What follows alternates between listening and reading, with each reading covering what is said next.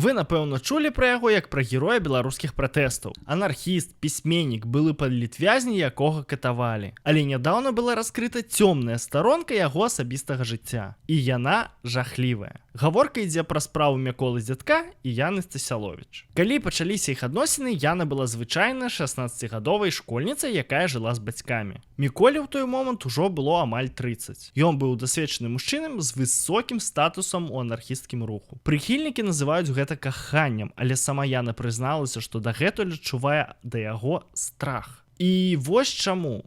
Замест рамантыкі быў кантроль, прычым супер жорсткі. Дарослы актывіст літаральна пачаў перавыхоўваць дзяўчыну пад сябе. Ён ізаляваў яе ад сяброў і навязваў свае правілы. Адной з такіх рэчаў быў рэпрадуктыўны гвалт. Прыкрываючыся рэлігіяй, ён катэгарычна забараняў аборты.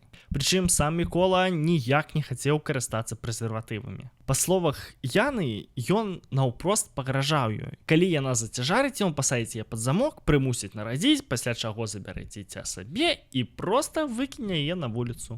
Іх інтымнае жыццё таксама было пабудавана на ціску. Блізкасць часта адбывалася не з-за жадання, а з-за страху пакрыўдзіць партнёра або быць ігнараванай. І гэта класічны прыклад грумінгу. Але як рэагаваў сам герой, калі праўда вось так выйшла на паверх? Пра гэта даведаецеся ў наступным відэа.